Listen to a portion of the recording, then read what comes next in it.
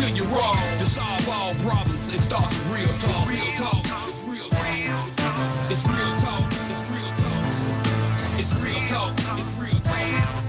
It's real talk. It's real talk. It's real talk. It's real talk. It's real talk. It's real talk. It's real talk. It's real talk. It's real talk. It's real talk. Yeah. Welcome to Real Talk with your host, Chip Washington. It's real talk. It's real talk. It's real talk. Man.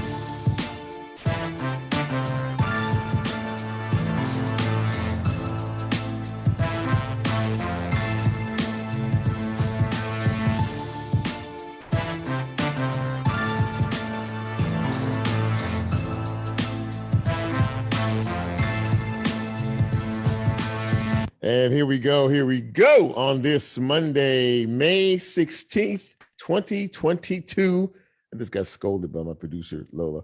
This is Real Talk Memphis is on the air. Very happy to have you with us. If you are with us this evening, I am your humble host, Chip Washington, and we are just thrilled to be here for another day. An absolutely gorgeous day, by the way. Temperatures in the low 80s, and an absolutely perfect day. I wish we could take all this equipment, this radio stuff outside, just all this stuff outside and do it outside because the weather is just so nice. I hope you had a chance to get out and enjoy it. It's going to be nice for the next couple of days as well. So did you have a good weekend? I hope you had a good weekend. I know it only lasted about 27 minutes, but nonetheless, weekend was here. Our Grizzlies went as far as they could go. We cheer them on anyway. We congratulate them for a wonderful season. And let me tell you something. Everybody in the NBA knows that those boys are for real. And Ja Morant says he is going to stay in Memphis, and they're going to give him a max deal. And that team is going to make some noise before it's all said and done. So congratulations, Grizzlies. Very proud of you. Very proud of your efforts. And we'll see you again in the next few months. We have a pretty good show for you tonight. We're going to talk about several items on the agenda, and we hope that you participate as you generally do. So how do you participate? Well, there are several ways you can find this wonderful piece of radio broadcasting.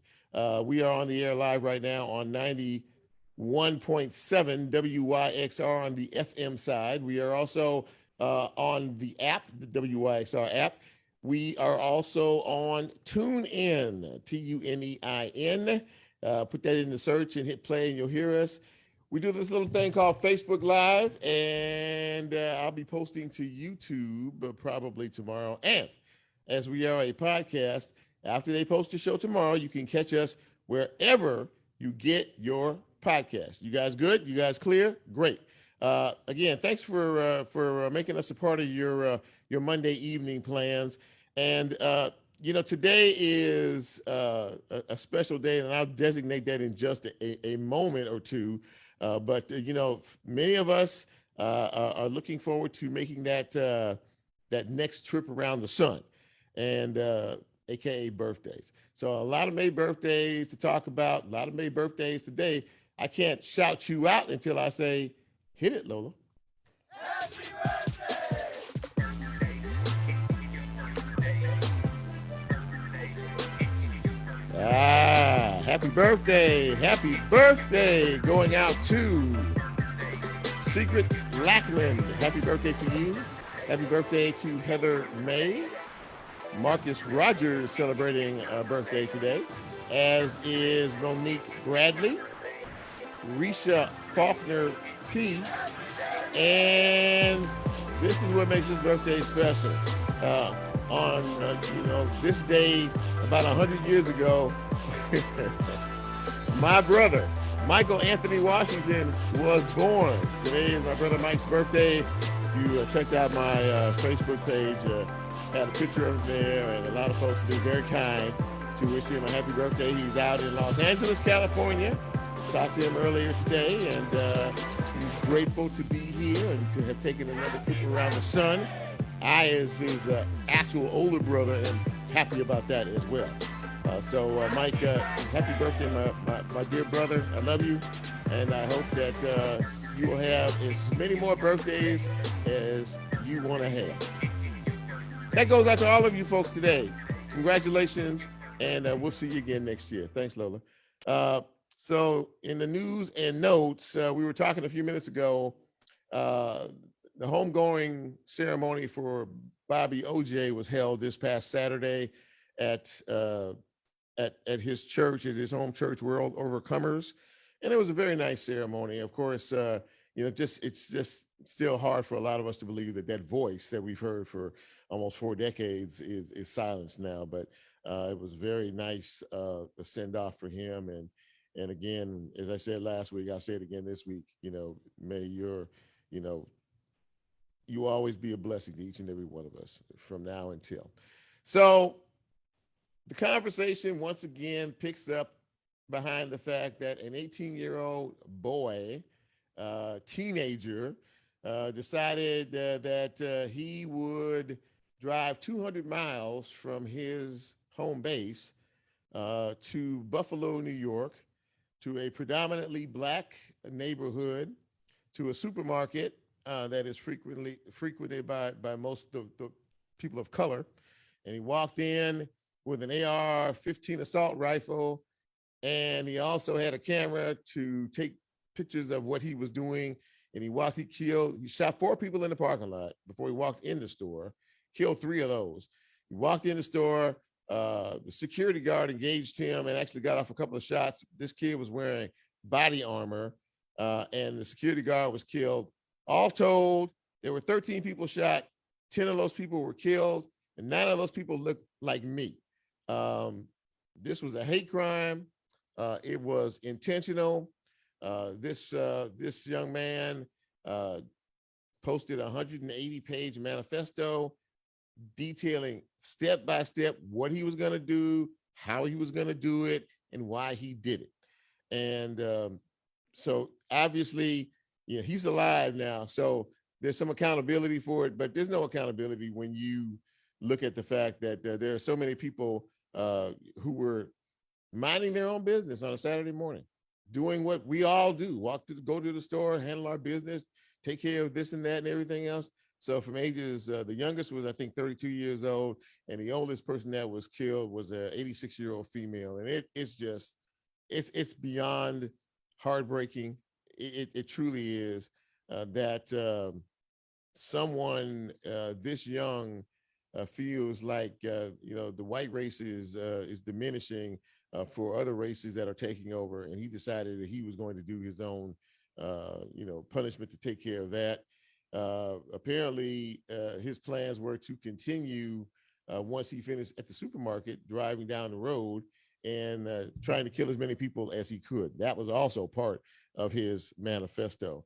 I'm not going to say his name. Of course, he's been charged with, he'll never get out of jail again. He clearly has no remorse for what he did because it was intentional, it was purposeful. And no one can tell me that there is no hate in this country. No one can tell me that we are as divided today as we were 40, 50 years ago, because it seems like it's getting worse.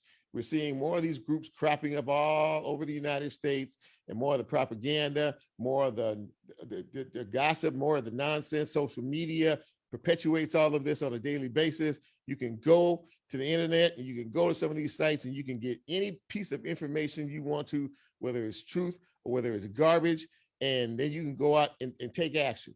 We hear the same conversations we do every time a mass shooting or killing occurs. Well, we need to do more to regulate the guns. We need to do more to stiffen gun laws. This is the state that we live in, Tennessee, that decided at the legislature to say that if you are 21 years old, you can carry a gun without, it doesn't have to be concealed. You don't have to have a license. You don't have to have a background check or anything. You can carry a weapon with no problem whatsoever. And then we had another legislator in the Tennessee House who decided 21 was too old. Let's drop it down to 18 years old. Let's give them the rights. And his rationale was, well, if they could go to war, they should be able to carry a gun. This is stupid on levels that I just don't even, quite understand, and I never will. So what has to happen? I don't know what has to happen. I really don't. And I don't know what's going to stop all of this, because we are very polarized and we are very divided in this country. I'm going to continue to pray to my God that one day he's going to put a stop to all of this and maybe we can move forward. Who knows? Now, this was on Saturday. On yesterday, there was another shooting where a man walked into a church, 68 years old, this guy. He was Asian, and he walked into a church that had, it was a majority Taiwanese, and this was a hate crime too. He shot 5 people, he killed 1, and I mean, all these folks were doing was they were getting together for lunch in the sanctuary after the service was over. It's, you know, and it makes you throw your hands up and just say, what the what, truly. We were talking about the inflation issue that is going on out here. Everything is high. I went to a gas station. I passed the gas station 2 days ago. It was $3.99. I passed by it today. It was $4.10 a gallon. Here it just continues to go up. You can't find things in grocery stores. And the things you do find in grocery stores, you have to take out a second mortgage to buy because everything is so high. Baby formula, you can't find. I heard this afternoon that one of the companies that manufactures baby formula nationally is going to start manufacturing them again. And maybe in a couple of weeks, we should see baby formula once again on the shelves. It's just amazing, you know, what is going on out here. The president now has some of the lowest approval ratings, you know, on record these days, and especially when it comes to the economy. Nobody thinks he's doing a good job with the economy. And, you know, we see the results of all of this, you know, each and every day. But this gas thing and these supply chain issues and these groceries, I mean, where does it end? Where does it end? I don't know. Switching gears, and we were talking about it, you know, my crew and I a minute ago, there was a celebration that was a pretty grim one. There were over 1 million people in this country since March of 2020 died of COVID, COVID-related illnesses. And that's just a mind-boggling thought to even have. But yet there's still folks out there who haven't gotten vaccinated, not one shot. I got my second booster this weekend. And, you know, and I know people are saying, you know, people are still getting COVID, you know, regardless. You get 27 shots and then you still get COVID. Well, you know, it is to sort of lessen the rationale of the illness that you get. That's what these shots are supposed to be for. Lola said a little while ago, they said you wouldn't necessarily get COVID, but it would lessen the symptoms if you took the vaccine, and you wouldn't be as sick. You may not have to go to the hospital, and then we may not have to have a sad ending to your story. So, you know, everybody has their own thoughts and opinions about things. You do you. I will continue to tell you, if you don't have a vaccination, if you didn't get a vaccination, you should get one, and you should also get a booster. So, you know, but people make up their own minds and they make their own decisions.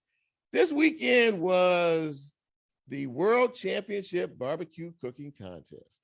And it went off flawlessly without a hitch. I think there was a little rain on Saturday evening, delayed things for about an hour, but those folks were so lit up down there, it didn't even matter. But I heard that it was a really good time. And the grand prize winners, the grand champion was Blues Hog. There are people that come from all over the country here on this particular week to be a part of this contest, because this is the granddaddy of the barbecue cooking contest around the country. And that trophy, and having that trophy and saying that you're the best and you're the grand champion, goes a long, long way. Mentioned it earlier, the Grizzlies season that came to an end on Friday night in Golden State. That was a heck of a series. And as I said before, the Grizzlies showed the world how good they are. And with a healthy squad next year and a healthy job and everything else, they'll be right back in the playoffs. So the league better be worried. That's all I have to say. Congratulations, Grizz, on an absolutely amazing season. We love you. We appreciate you so much. And before I go always into the first break, I always tell folks that there is a war going on. It's an active war going on between Russia and Ukraine. And we need to continue to pray for our brothers and sisters in Ukraine, pray for their health, their strength, and their safety, and for the ones who have perished, their souls as well. I'm going to take my first break. And when we come back, we're going to talk to the executive director of an organization that really caters to the whole person, the whole community, and everything else that goes along with it. And we're going to talk about a very important partnership that they have entered into with Meta. This is Real Talk Memphis. I am Chip. Very happy to have you with us. We're going to take a quick break. Don't you go anywhere. We'll be right back.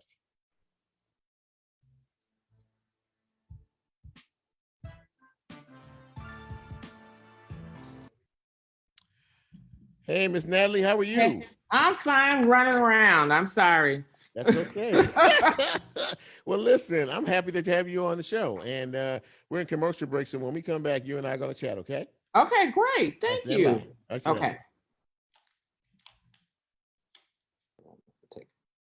Experience. So as he always says, go out and tell somebody. We'll be right back.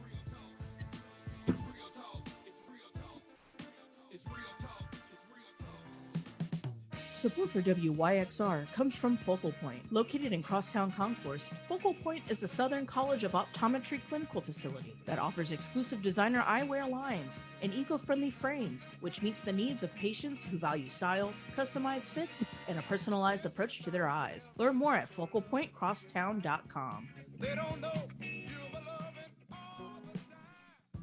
The Orpheum Theater Group presents Mending Hearts Camp, July 11th through July 26th. Mending Hearts is a performing arts day camp for young people who have experienced the death of one or both parents. Surrounded by a community of peers who have experienced a similar loss, campers explore their creativity through a variety of performing arts and community building activities. Information at orpheum-memphis.com/mendinghearts.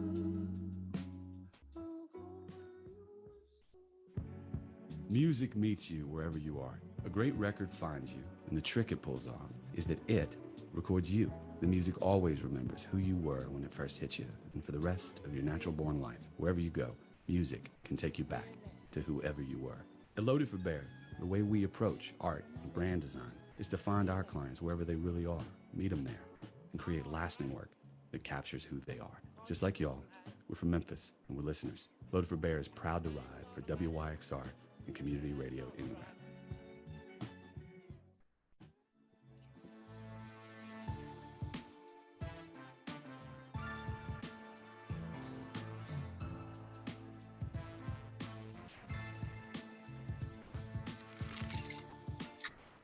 Get Real Talk on the TuneIn mobile app under WYXR, and he's now streaming live on Facebook. And you can also catch a rebroadcast on YouTube. Just put WYXR in the search box and hit subscribe.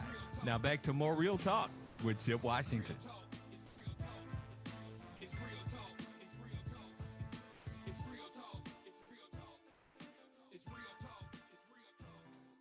And welcome back to Real Talk Memphis on this beautiful Monday evening. Chip Washington with you. And I'm very happy to have my first guest. You know, we try to focus on positive folks doing positive things and trying to help to uplift our community. And my first guest is someone who fits that description perfectly. She is the executive director and co-founder of Whole Child Strategies. And she is Natalie McKinney. And Natalie, thank you so much for coming on Real Talk. I appreciate you. Oh, well, thank you. Thank you for the... Absolutely. Your audio is a little choppy there. Hopefully, you know, we can level that out just a little bit. But are you okay? I mean, I'm trying to hear you. Your audio sounds a little distorted, I think. Can you hear me okay? Oh, she's frozen now. The shot is frozen. Okay. Okay. All right. Hey, Natalie, you there? I think the problem. Oh. If I turn off the art, is that better? Can you hear me? Yes, I got you. I got you better now. I do. Okay. I have to turn my video off. Okay, that's fine. That's okay. That's all right. Okay. So listen, again, thank you for coming on the show. And the reason why I reached out to you is because I learned obviously a lot about your organization, but I wanted to talk a little bit about a partnership that you have with MATA, which deals with a very serious issue of food deserts and really food insecurities, and providing a connection point between folks in need and folks who have, from a transportation level. Tell us a little bit about, well, first of all, I want you to tell our listeners about Whole Child Strategies and what it is you all do. Thank you. Yes. So we started back in 2017 on the concept of we got to deal with making sure that kids can get to school every day, engaged and ready to learn. So Right. we've got to deal with those barriers that are outside the school building that are hindering that. Mhm. So what we intend to do is that we want to make sure that all families in Klondike and Smoky City are political lives. And the way we do that is we talk to them to tell us what their needs are and what their solutions are to these problems. And the MATA partnership is one of the examples of us doing just that. Tell us a little bit about that. The MATA partnership stemmed from the community identifying transportation initially before the pandemic as an issue. Mm-hmm. After during the pandemic, the community indicated that not only transportation was a problem, but access to good quality food was a problem. Mm-hmm. And getting to that good quality food. So based on listening to them, we came up with the idea with our neighborhood champions and the staff to reach out to MATA to talk about a partnership of getting families to fresh food by taking them every Saturday to the farmers market, downtown farmers market, and Right. then getting them to a grocery store, because since we started this, the only grocery store within that community was closed. Mm-hmm. So we took them to get some other dry food. How it started, by listening and then helping people to mobilize and organize around coming up with a solution. If you're just joining us, we're speaking with Natalie McKinney. She is the executive director and co-founder of Whole Child Strategies, and this partnership with MATA. Now, you say you do it, on Saturdays, and Mhm. for the people that live in the areas of Klondike and Smoky City, I think you referenced, Yes. and they closed the store in that town, so they really had no food, no access. food. Correct. So, how receptive was MATA to this idea when you approached them about, we need to do something about, for these folks out here? Extremely receptive. MATA and their leadership have been very, very engaged in thinking differently about how we provide access. Right. And this is one of those partnerships that they said we worked out a solution together with the community. And it's much like I think it's Groove on Demand or Move that they do in Boxtown and that partnership. Well, this is a little different. This is about getting people to where they need to go for a very specific reason. MATA, when people said, well, when the downtown market is closed, we want to go to Walmart because we can get everything there. And so MATA said, okay, we'll take you to Walmart. Mm-hmm. Go ahead, Natalie. It's been very, very, and it's a way of us making sure the community can access what they need. Wow. This is, and this is the kind of program that we so desperately need in this town. Talk to me about some of the other programs that are important to you and your organization that you're trying to do to make folks and communities whole again. Natalie, are you there? So I'm here. Can you hear me? I got you now. Yeah. Okay. I want to make sure everyone understands that it's not anything that we do. We help to mobilize what the community says they want to do. Right. Right. So the thing we're trying to get away from is programs. We're trying to shift systems by actually allocating public resources to where they are needed. Right. And they're needed where people say they need them, Mm-hmm. right? Mm-hmm. And so one of the things that we're trying to do in shifting how we think about building a budget, a county budget, we worked with the Moral Budget Coalition to get a resolution passed by the county commission that is we're now trying to codify community-centered participatory budgeting. Mm-hmm. So that's where people can say, we think we should fund X, Y, and Z. So this is the kind of work that our organization is doing. And while it may look like programs, it's really designed to get people to think differently on how to allocate resources. So you're basically the go-between, as you said, between the community and their needs and folks who can help maybe from the governmental end, the financial end, to be able to help, right? Yes, absolutely. To pull all that together. Yes, we're the intermediary. Yeah, yeah. Is you getting cooperation from the city and the county governments? We're getting cooperation from the county. Okay. Well, it's better to have one than none at all, and that's right, right.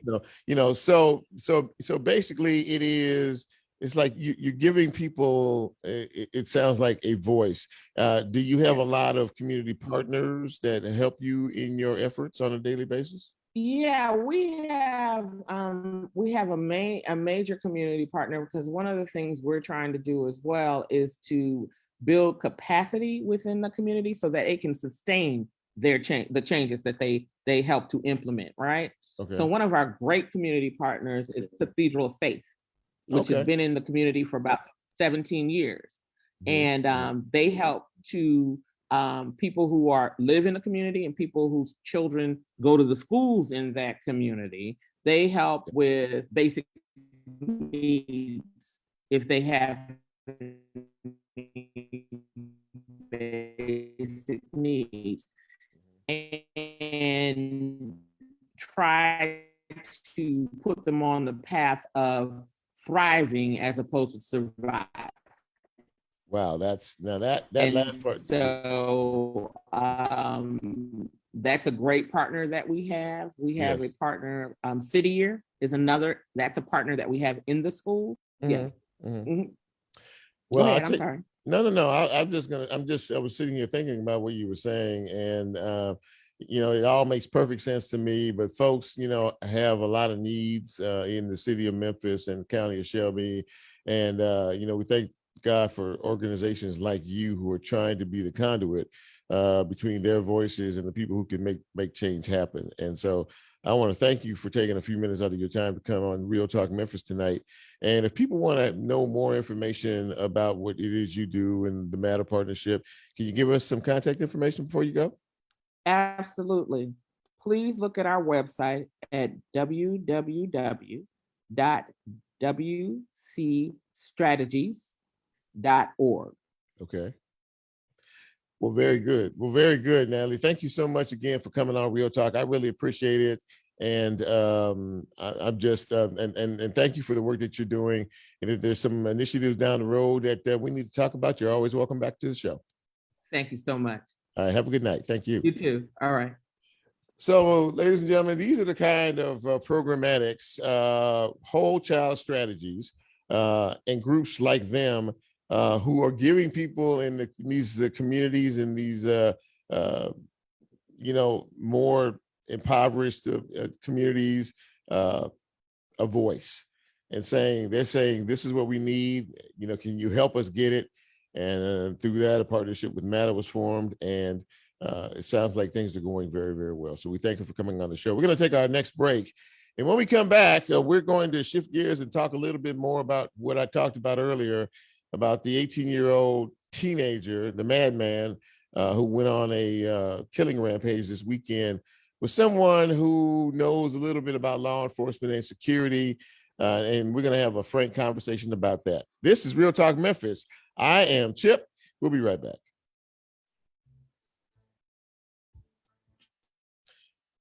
Bennie Cobb, you there?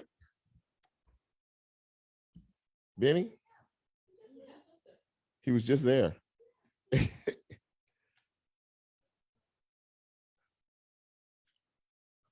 Hopefully he'll come. There he is. Oh, you see him?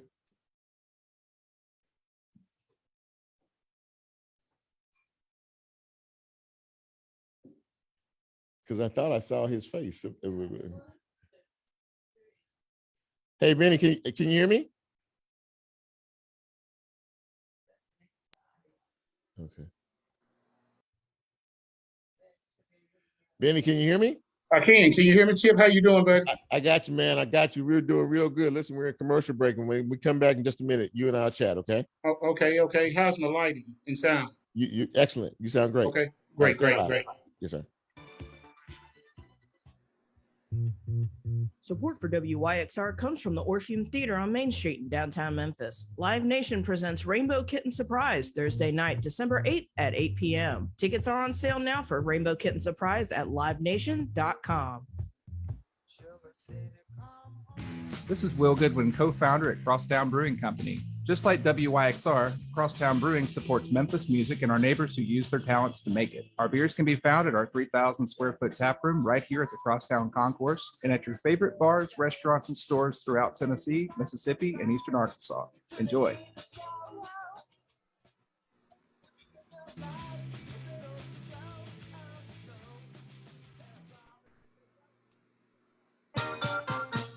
Support for WYXR, including our 2022 stereo sessions, comes from Archer Malmo, a Memphis-based marketing, digital, PR, and branding agency. Archer Malmo believes the greatest asset of any creative entity is its people and proudly supports WYXR for lifting up Memphis voices for the world to hear. More at archermalmo.com.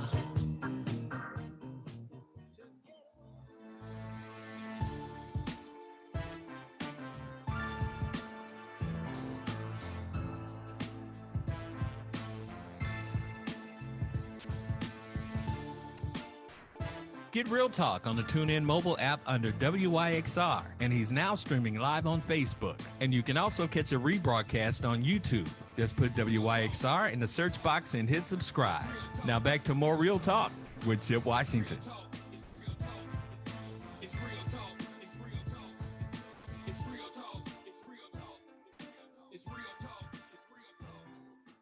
And welcome back to Real Talk Memphis on this Monday evening. Chip Washington with you, your humble host. Happy to have you along for the ride, and happy to have my next guest, a man that I have known for quite a few years. He is like I said before, a man of the streets, a man who's been in the community, who knows the community, who understands our people. He's retired law enforcement. Now he has his own security business, and we're going to talk about some of the nonsense that's going on out here, not only in our streets, but all across this country. Pleased to welcome Bennie Cobb to the program. Bennie, thanks again for coming on Real Talk. I appreciate you, man. Thank you. Hey, Chip, it's my honor. It's good talking with you. I hadn't seen your face and talked with you in a while, but I follow you, and you're doing good things. You're bringing information to the community, and so I'm honored to be a part of this today. Thank you so much. So, Bennie, obviously, we've been talking about, what happened over the weekend when an 18-year-old teenager decided that, there were too many Black folks running around. So he figured he'd take his mantle and take care of that problem. 200 miles away from where he was living, he drove to that neighborhood. He drove to that community. He knew what he was doing, and he killed 10 people, and all of them look like you and I. First of all, what is your take on that particular situation? Well, now, I need to listen to the audience to remember the names. The young man that just committed these atrocious acts over the weekend, Dylan Roof, Kyle Rittenhouse.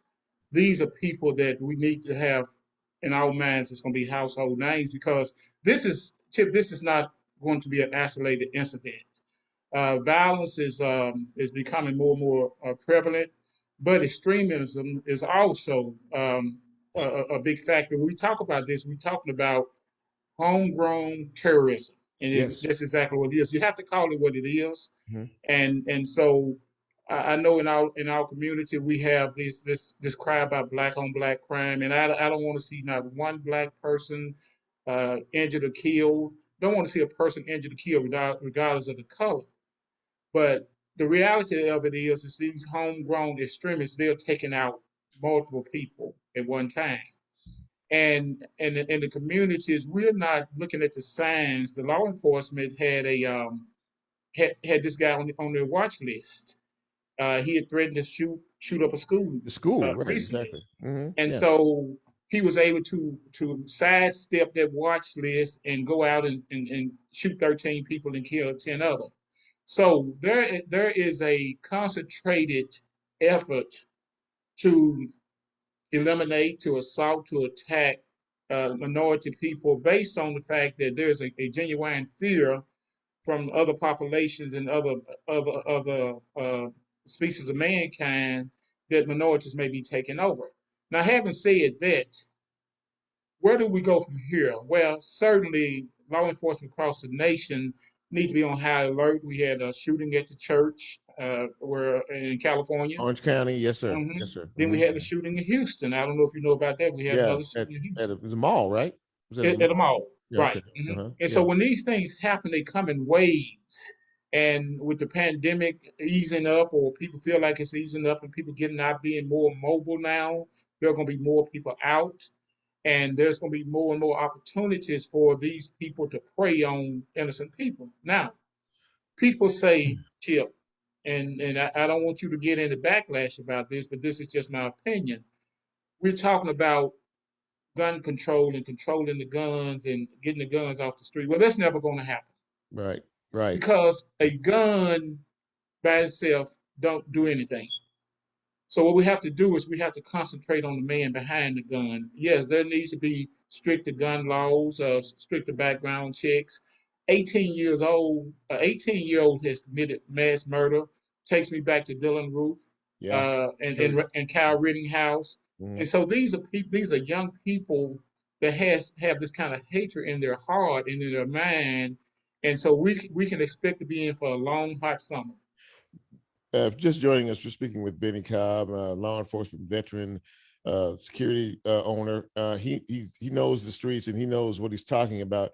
But I guess, Bennie, for me, the simple question is, and it's not so simple, because a lot of folks are pointing to it the day after. What role do you think social media in and of itself plays in the wickedness that we see on a daily basis, it seems? Well, I don't really believe social media plays a big part in it. You have to have a man with a wicked heart, a depraved heart, in order to just go out and assassinate people because of the color of their skin, or because they feel like they have been disrespected. And so, social media it's a big thing right now.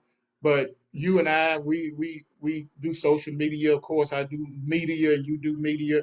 And I've never thought about going out and killing anybody. So I think it's the person's depraved heart and depraved mind that's a result of that. What is, if any, a detriment to people to be able to commit these type of heinous crimes? So we don't have to sit back, the day after and mourn lives lost. In particular, as you use the term depraved heart, this is a white young man who, for some particular reason, thought that the black folks were the enemy and that he would try to take care of that problem by eliminating them. Is there a detriment at all for people who commit these type of crimes, or to keep them from even thinking about doing these kind of things?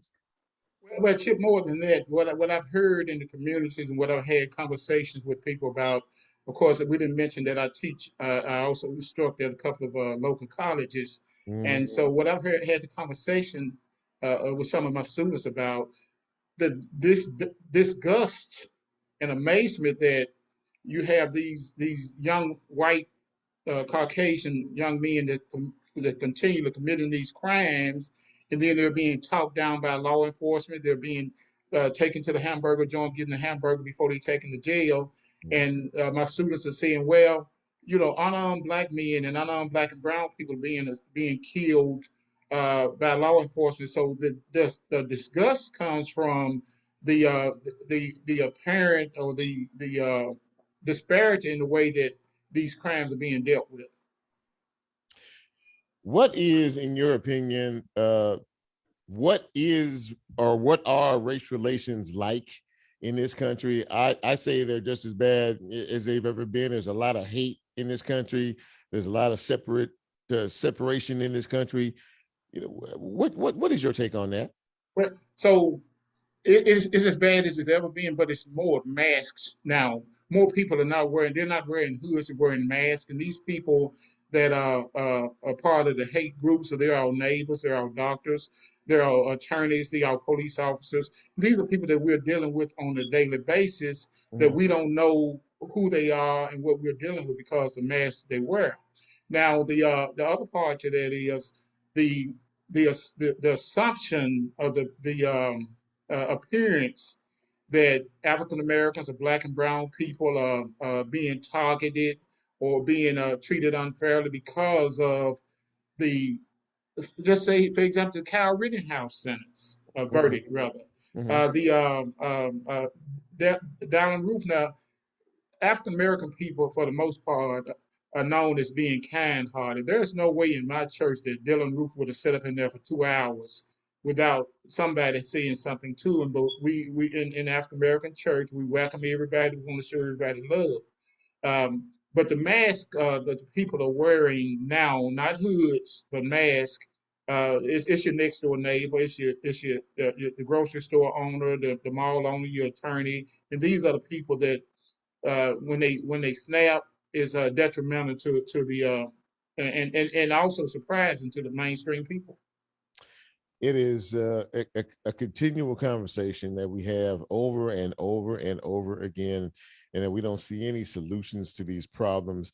The mindsets are getting more disturbed, as you say, and I don't know, I don't know what's going to happen next. But you said something earlier. It's almost like waiting for the next shoe to drop. And it's not a matter of if it's going to happen, it's when, and it's going to happen more sooner than we actually believe. That the mainstream, we walk around and we're so happy to be free, be able to go out of the house and go to the malls and go to the movies, and a lot of times we as human, we don't look over our shoulders, and we don't believe that bad things will happen. Believe bad things happen to other people. Mm-hmm. So as a certified trainer, which I am, I train. I do own a security company, but I do more training in self-defense and firearms and situational awareness. Is that person that does that? I want to caution your listening audience that the day is coming where you may have to defend yourself. James Comey, the former director of the FBI, said it is not the police job to protect you. He said that in an open statement and a press conference, and he's absolutely right. The police right now are responding after the fact. Mm-hmm. So I would caution everybody that's listening to be on alert, to keep your head on swivel, as we say, and to be prepared to defend yourself and your family. Bennie Cobb, it's really been eye-opening what we've seen recently. And I really respected you. I really respect you, and I really respect you for your career, for your passion, and you're also a mentor to a whole lot of young folks out here. And I really appreciate you taking some time to come on this show and really giving us some truth about what's going on, because people need to hear and understand the truth. And if you don't mind, I'm gonna tap on you from time to time to come back and when things start to happen, maybe give us some more. Break down some realizations that we all need to face. And I thank you for coming on the show tonight. Absolutely. One last point I want to say, Chip, before I go. Yes, sir. Of course, I said, as I mentioned, I'm a certified trainer, law enforcement firearms training. Mm-hmm. And one of the things that has really mesmerized me and hurt my heart as a father, grandfather, and a uncle to a lot of nieces and nephews is the amount of young people, children that's being killed either accidentally or in violence. Yes, sir. So this Sunday, we're having a free gun safety class training for young people 6 to 16. Okay. And it's absolutely free. So if anybody's interested in signing up, they can contact me at 901-649-8539. Absolutely free. We want to put this in the young people's mind that these guns are dangerous, and we want to take them out of their hands and attempt to keep another child from getting hurt. Amen to that. Bennie Cobb, thanks for coming on, man. And we'll talk soon. I appreciate you. All right, Chip. All right, take care. All right, bye-bye. Well, that was sobering, but that is the truth as we live it and we see it each and every day. Thank Bennie for coming on and sharing some of his knowledge and wisdom with us. We're going to take one final break, and when we come back, we're going to shift gears all together. We're going to talk to a young lady who has about 14 jobs, but she still had time enough to focus on a very special event that she hosted recently. This is Real Talk Memphis. We're right back. LaToya. Yes. Hold on. How are you? There I go. How you doing? I'm good. How are you? Doing great. Listen, we're in commercial break, and when we come back, you and I are going to chat for a couple minutes, okay? Okay, then. Cool. I just put my wig on and everything, so.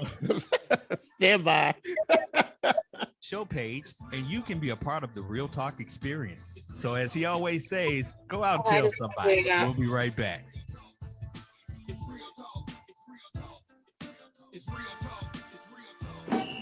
Orion believes communities work best when they work together. They have been a trusted financial partner in our community for more than 60 years and are committed to giving back in the neighborhoods they serve. You can see how they're redefining banking at orionfcu.com.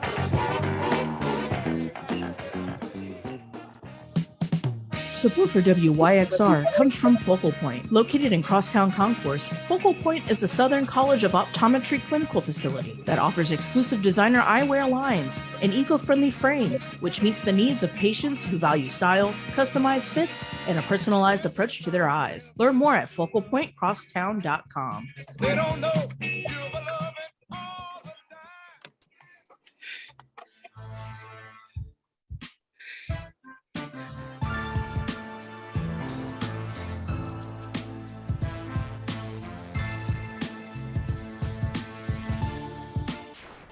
Get Real Talk on the TuneIn mobile app under WYXR, and he's now streaming live on Facebook. And you can also catch a rebroadcast on YouTube. Just put WYXR in the search box and hit subscribe.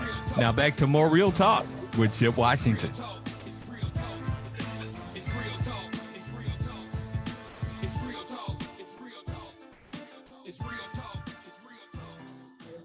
Okay, welcome back to Real Talk Memphis on this Monday evening. And my next guest, I said it before we went to break, she has about 100 different jobs and things that she does. She's a mom. She is the owner of the Comedy Junt here in town.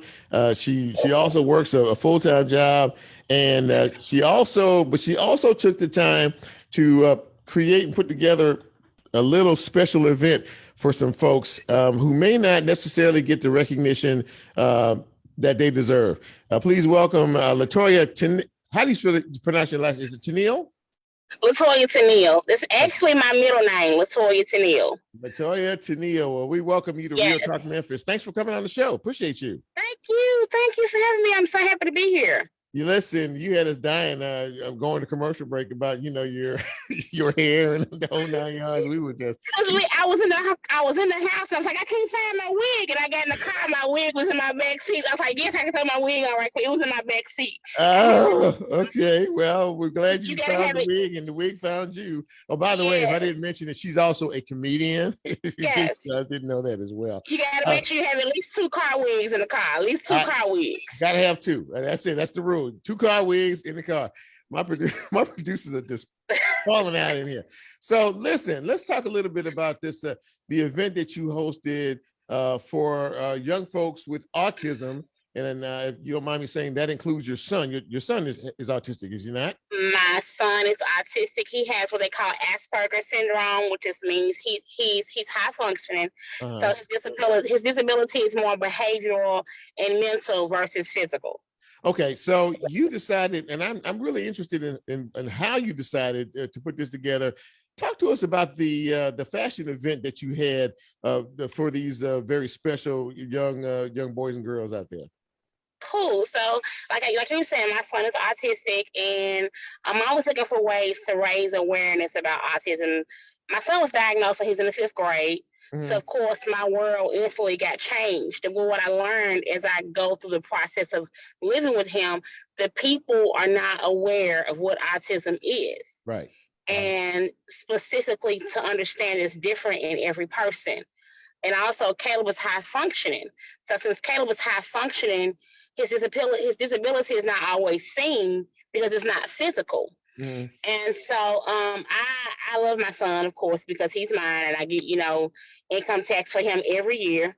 Okay. And I'm pretty sure it's other parents that love theirs as well. So I was like, okay, what better way to showcase the broad range of the spectrum of children of autism by doing a fashion show? Now I'm no stranger to events, but I've never done a fashion show. Now, why a fashion show? Yeah. I'm gonna tell you why I decided to do a fashion show. Well, my daughter is a seamstress. She's a seamstress, and she's into fashion and stuff like that. And so my son actually graduates high school next Monday, and we've been trying to figure out what comes next for him. Right. So he really doesn't know what he want to do. And so my daughter is throwing out ideas like, one day she said, you know what? You have great bone structure. You should be a model. Mm-hmm. And so he asked his sister, he said, well, do I have to go to school to be a model?